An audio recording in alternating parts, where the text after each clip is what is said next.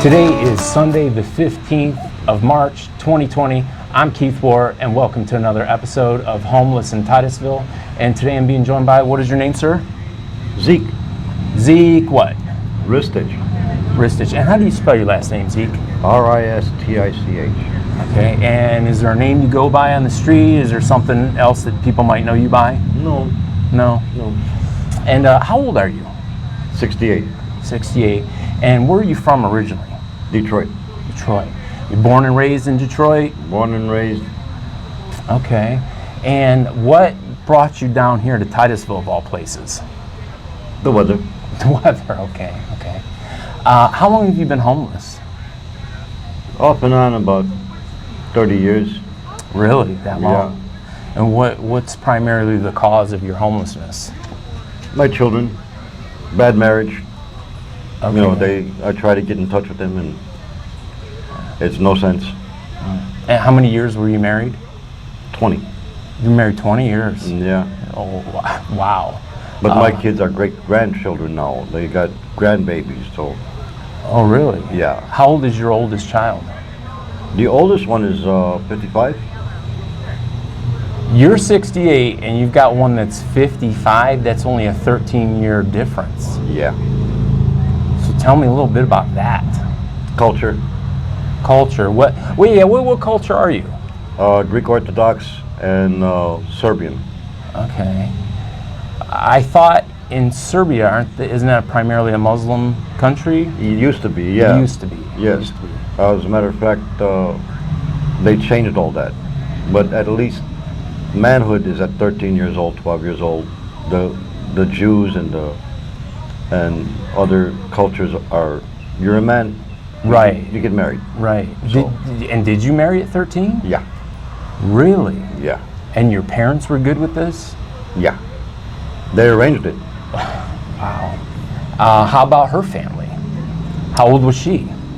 She was 13 at the same time. Really? Yeah. And was she also Greek Orthodox, or? Yes.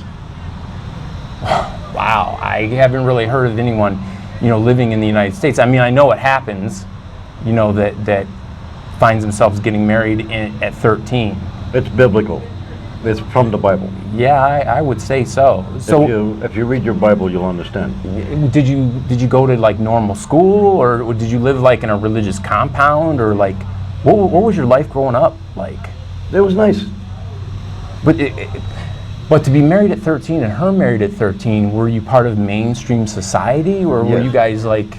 Yes. You were? Yes. So did you go to public school? Actually, what high school did you go to? Stevens High in Flint, Michigan. Okay. And you would have graduated in what year? Didn't graduate. You did not? No, I went to work. Okay. The old man had a machine shop, he put me in there, so I learned all the machines and got to work.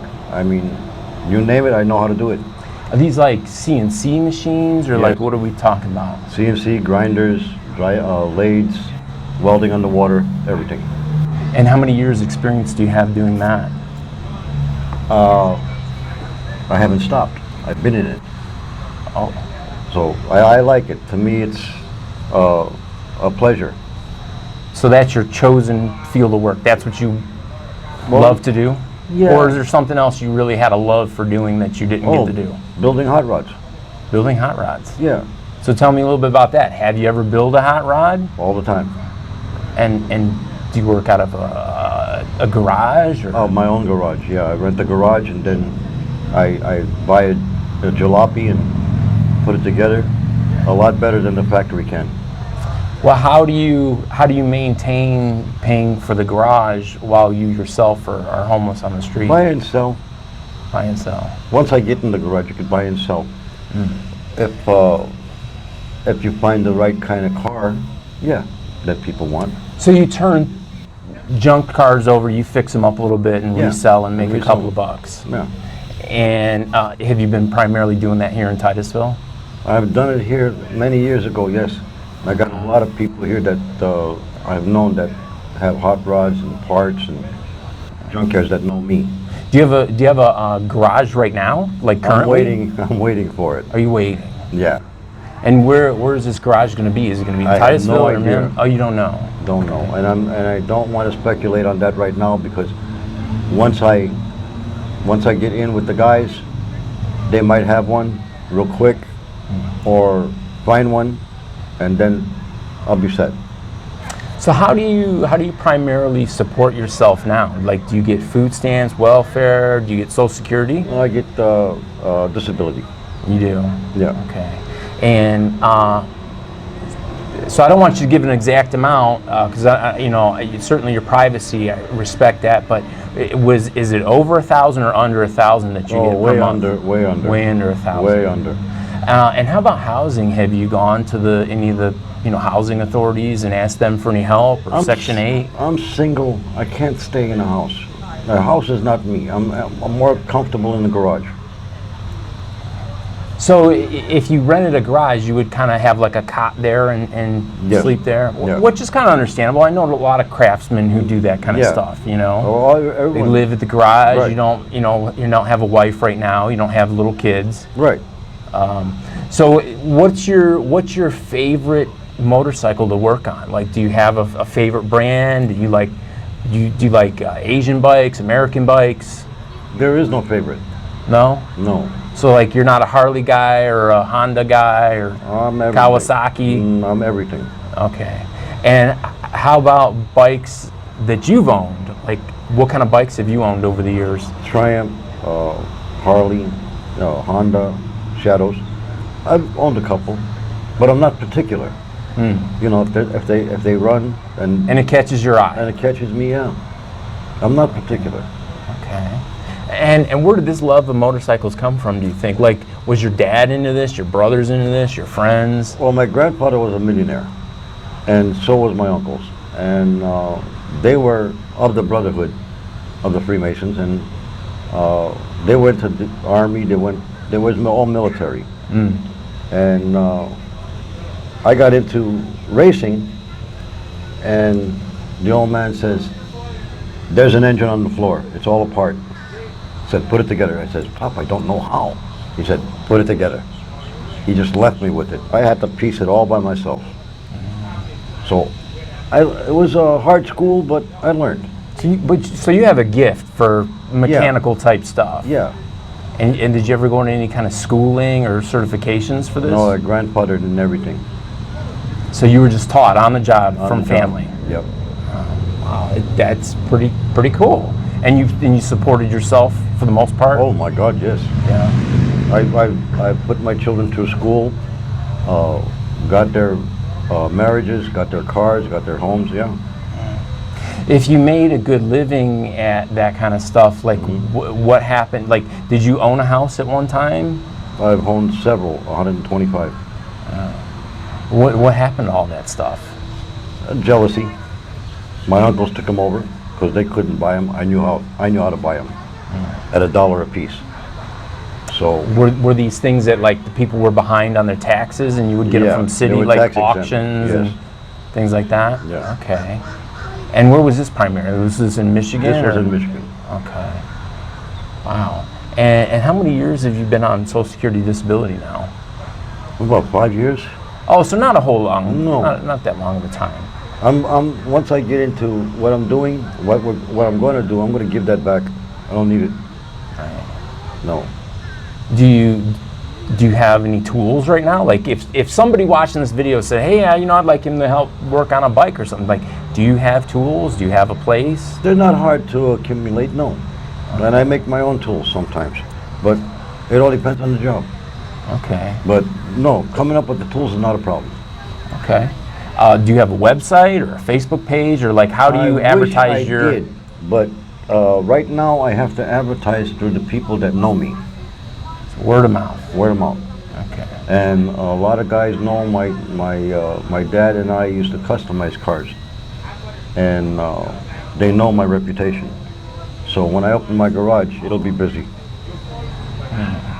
So tell me a little bit about your family. Your like you said, you were married. Yeah. Were you married just the once, or? Just the one time. And your children, how many children did you have? I got eight kids, 2 girls. 2 girls and 6 and 6 boys. And they're grandfathers now. So it's time for my life. So they got married young too? They're 19, 18, 16. You know, they waited a little bit longer. A couple of months, a couple of weeks longer. Yeah, longer. Wow. Tell me about your relationship with your kids today. Like, do you speak to them on a regular basis? We see each other on the Instagram. Oh, okay. And they got poisoned by the mother. Okay? Their minds were poisoned. Their minds were poisoned by the mother.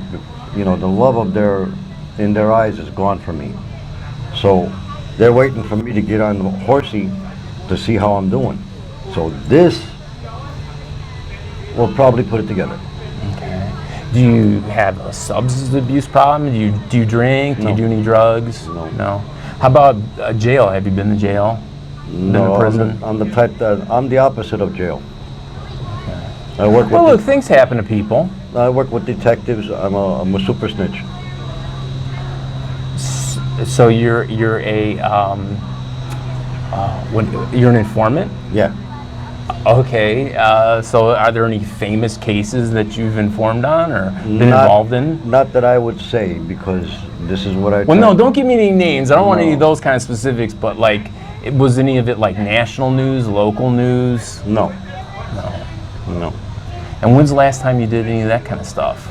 Ooh, about 10 years ago. Okay. In New York. So you must have been running with a rough crowd. No. Well, how do you become an informant? You must have had some kind of connection, or they knew you had connections of a rough crowd to be an informant. Well, I didn't lie, okay, and they liked it because I was infiltrated with the police and everything, so they thought they would get away with things.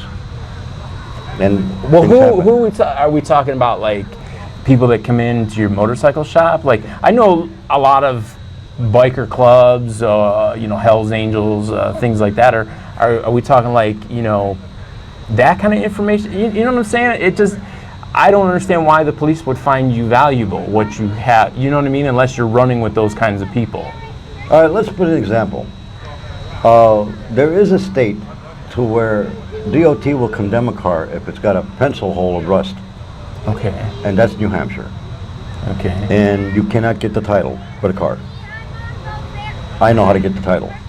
And the detectives were interested, how do you get titles? Oh, okay. So I know how to do beyond what the government does and go past the government, but do it legally. Not forgery. Not like forgery. Legal. No. The legal way. Legal. Because from what I understand, most of the time people have like salvage titles or whatnot, and then even though they fix something up and it looks brand new, it's got a salvage title and they can't really do anything with it. But I guess there's some exceptions and loopholes somehow. There is. You got to take it to the state police and to a body shop to see that everything is measured. Now, if everything is measured and looks like brand new, yeah, you get the salvage off the title. Wow. There's ways of doing things, and I know how. Right. And that's what the police were interested in me for, because I know how to get around that. Okay. And DOT didn't like that too much, because all you got to do is jump the state line and you get a title. So you think they were kind of more looking at you to help to find some of the guys who weren't doing it the legal way like you were doing, to see if you knew those, like if you were selling bikes to them, they were selling bikes to you, or you met them at trade shows, things like that. Okay. I could get you, you could buy a car with no title, okay? Mm-hmm. And let's say that there's somebody, the bank owns on that car. That's why you can't get the title.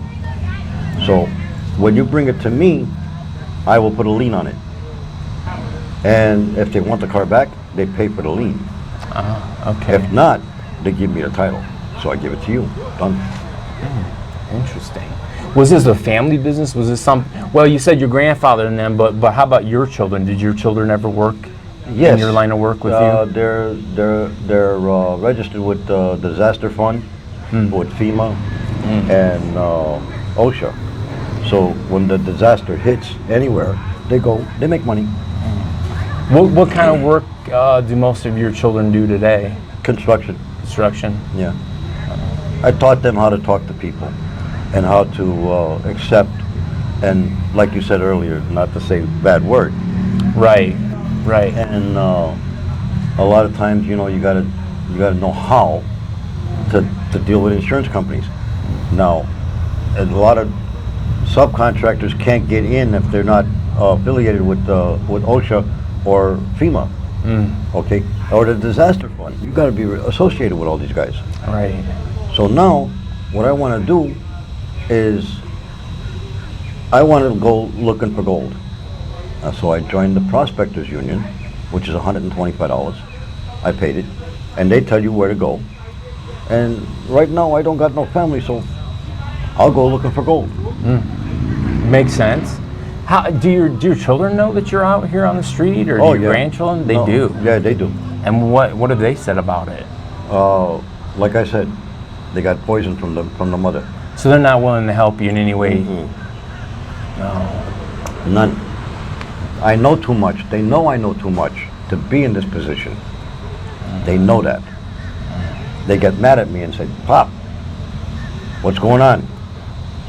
Why are you not getting a roof? Why are you not getting a driveway? Why are you not selling a car? How come? What's going on?" This is what I get from them. And you said you're on disability. What are you on disability for? I have seizures. Oh, you just seizure disorder. Yeah. And being out here on, being homeless, do you see a doctor on a regular basis? Do you take medication? I wanted to get an address first and then everything will come along. But with no address, ain't gonna happen. Yeah, right. So I gotta get an address first. I gotta get in the garage. The address is the key. Yeah, for sure. Everything. So you haven't asked any of the churches or any of those people if you can use their address? No. That is, I've tried that and it's a no. You either got to stay with them, become a deacon, or become a member of the church. I don't need that right now. Yeah. No. There's ways to do it around. Have you ever read the Bible? Yes, I have. You read Revelation? Yes. What does Revelation say about the beast? Yeah, numbers and so. I mean, I couldn't quote it to you directly, but I've read through it. Let me bring it to the light. The beast of Belgium is a central computer. It knows everyone around the world. Are you a conspiracy theorist? No. No. I know how to mess with the beast and how to talk to it. Okay. All right. And what it does. Okay. And a lot of people are afraid of it, but they're still giving money to the bank. The bank, it goes right straight to the beast of Belgium, the central computer. If you Google it on your phone, you'll understand what it says. Okay. Yes, sir. How can I help you? Oh, okay. Thank you.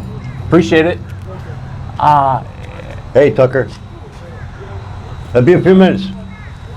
Yeah. So, is religion a big part of your life? Is God a big part of your life? I love God so much that I won't make a move without Him. Okay. I can't. What is this done to your soul, to your being homeless? I don't know.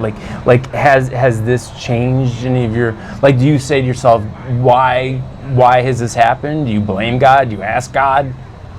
Like why you're out here, or what I'm saying? Okay, let's back up a little bit. Let's go back to Jesus. Jesus didn't have a home. True. Jesus said all these things, and these guys that followed Jesus were store owners. They were millionaires. They had families, but they went and dropped everything just to follow him. There were other Jews and other people that was called Jesus. They done the same thing as Jesus did, but they didn't follow them. They followed Jesus. Okay. Why? You tell me. You tell me. Because he knew how to talk to them in their language, in their way of speaking, to convince them that what they have to listen to and what made them and what could make the world different. Those other guys didn't. But why is Jesus has the best-selling book in the world? I don't have the answer for that one. Back then, there was no religion. Well, there was. The Greeks, you should know that, of all, they had Yes. Zeus and Yes, Aphrodite and all those other true. people. But Jesus was not a religion. No, not at that time, I Not guess. at that time. Right. Okay, they made him a religion. They made him, Catholic or Christian, but they made him a religion. He didn't make the religion. I would agree with that. Yes. He said, now back then, people didn't have no shame. They didn't have any, how can I say this? No sorrow. There was no law. They had babies with their fathers, with their mothers, with their sisters and brothers. That law, he changed. And he said, why did he say, don't curse my people? He could have came to California and be born, or Detroit, but he was born in Israel. There's a reason for it. Those Israelites have to change, and then the whole world will change. Other than that, he could have became here. Right. True. Right. And I guess there are some people that believe that he did. He came to visit, but he wasn't born here. That's why he said, don't curse my people. He knew they'd done wrong. So let me ask you about some of the church organizations and stuff. Do a lot of your meals come from the churches and things? Like, do you see them out here serving people and helping people that are in need? Well, right now, Like, where do you get most of your meals from? Do you buy most of them yourself? Do you panhandle? Do the churches bring, like, how do you feed yourself on a daily basis? I fix a couple of dents on the street, clean headlights, help people with their cars. I go out there and hustle. And are the churches a large part of that? Do the churches come out here and Yeah, and do you feel they do, yeah. Yeah. And how about clothing and stuff like that? Like, are you in need of clothing right now, or do you have? Oh, I'm in need of clothing all the time. You are? Yeah. But right now I haven't got a trunk. And that's what I need. Yeah. But right now... What is your biggest need right now? The garage. Street? A garage. The garage. Somewhere to work. Yeah. Somewhere to work. Okay. I'm not putting any emphasis on anything else. Not food, not anything. It's the garage. So just a couple more questions for you. Where do you generally, I don't want you to give an exact location, but where do you generally sleep at night? Do you sleep behind a gas station, in a park? Mostly on a bus stop bench. And do you get messed with by anybody? Do you feel safe out here? Do the police harass you? Do other people that are homeless harass you?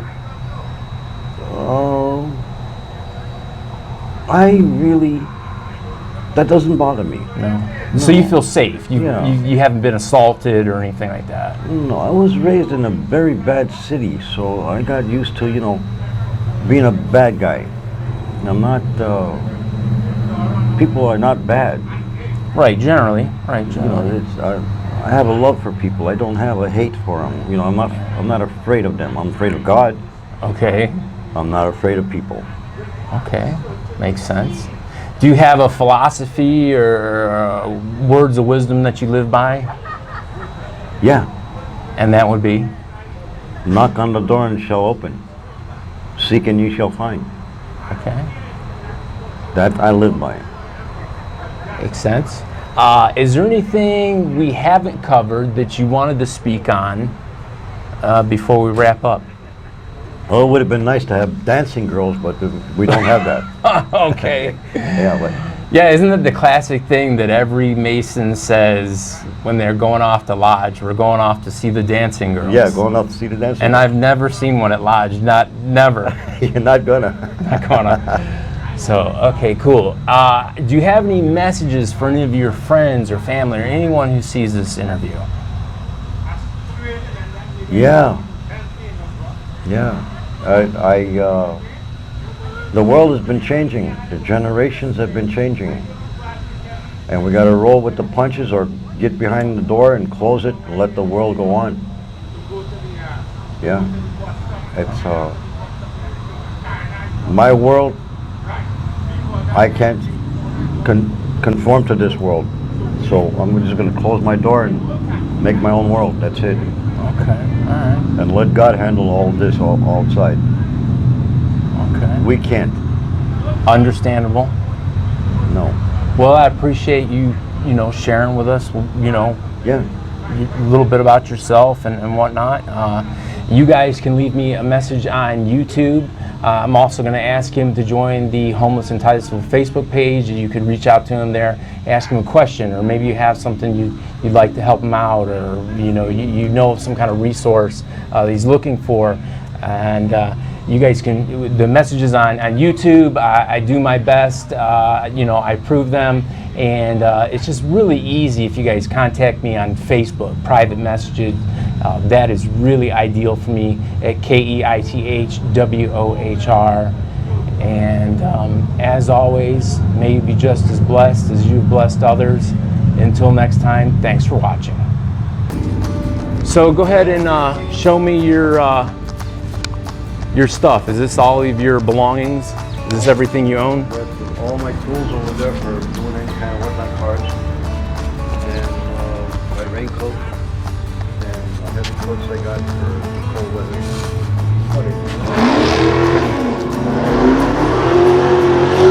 Pair of pants to change. Another shirt to change into. Okay. That's about it. Okay, cool. The bucket I use for working on a job, I turn it upside down as a chair. Right? Everything has got a purpose. You're not a diabetic or anything? Yeah, I am. You are a diabetic.